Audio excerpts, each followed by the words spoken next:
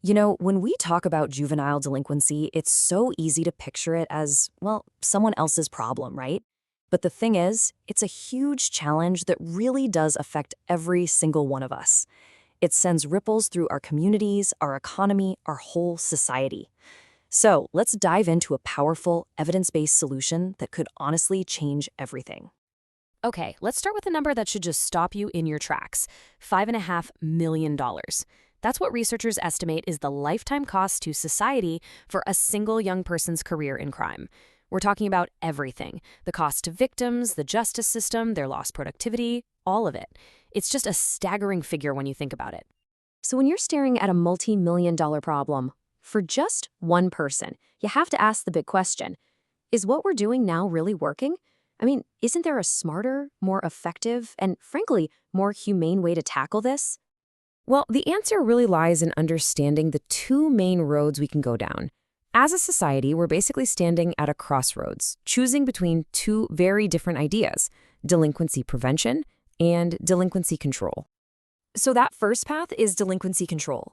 The best way to think about this is it's reactive. It only kicks in after a crime has already happened.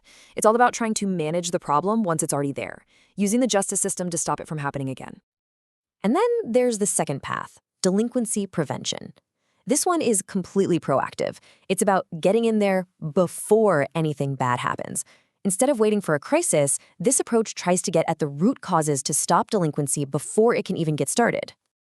And wow, when you put them side by side, the difference is just night and day. On the left, you've got control, boot camps, probation, jail time. And on the right, you've got prevention, preschool, home visits for new moms, skills training, mentoring. It's a total shift from just reacting to a crisis to actually building a foundation for success. Okay, so if we decide to take that prevention path, where do we even begin? Well, the evidence is pretty overwhelming on this one. It points to one place, early childhood. This is where we have the absolute greatest power to change the entire trajectory of a person's life. One of the absolute rock star programs in this area is called the Nurse Family Partnership. It's designed for young, first-time moms who are in a tough spot. A specially trained nurse visits them at home, starting when they're pregnant and continuing through the child's first 2 years. They help with everything from health and nutrition to just learning how to be a parent. And the payoff? It's incredible. A big study found that while the program costs about $6,000 per family, the financial benefits to society were almost $25,000. That's money saved on welfare, lower justice system costs, more tax revenue. It's basically a 4-to-1 return on your investment. That's a no-brainer. Here's another landmark program, the Perry Preschool Experiment. This one started way back in the 60s. The idea was simple: provide really high-quality preschool to disadvantaged 3- and 4-year-olds. The focus was all on active learning to build up their thinking and social skills. And the long-term results were just jaw-dropping. Researchers followed these kids all the way until they were 40 years old. And what they found was that for every single dollar invested in that preschool program, society got a return of more than $17. 17! I mean, just look at how their paths in life split.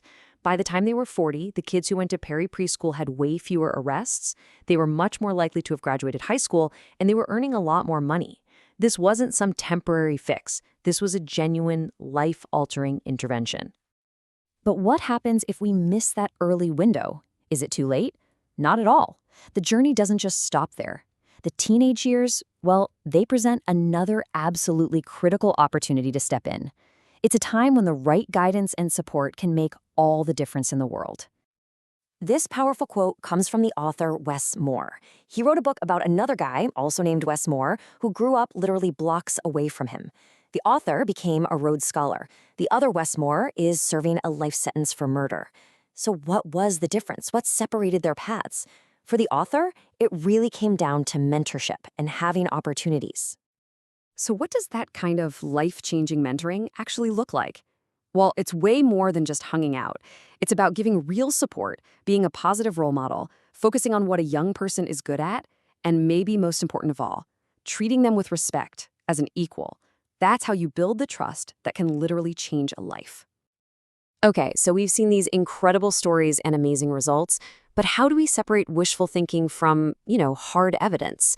We do that by looking at the programs that can stand up to some serious scientific testing. And that's where something called Blueprints for Healthy Youth Development comes in. Think of it as the gold standard.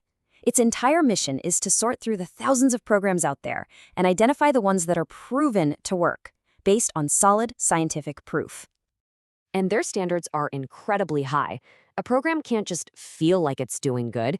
It has to prove it with actual statistics. It needs a tough evaluation, like a randomized experiment. The effects have to last for at least a year, and it has to work in more than one place. Only the absolute best of the best make the cut. Now, here's something really fascinating. You might think the public is all about a tough-on-crime approach, right? But check out this research. A study asked people how much more they'd be willing to pay in taxes for different strategies. They'd pay about $81 for longer sentences, but a whopping $125 for those nurse home visitation programs. People are actually willing to invest more in prevention than in punishment. So even with all this overwhelming evidence, we've still got challenges. We have these proven models. We know they work, but scaling them up so they're available everywhere and getting consistent funding for them, that is a constant struggle. We know what to do, but actually doing it is the next big hurdle. So we'll leave you with this thought. When you really look at all the evidence, the millions of dollars saved, the lives that are changed for the better, the crimes that never even happen, the whole conversation just shifts. The real question isn't whether we can afford prevention, it's whether we can possibly afford not to.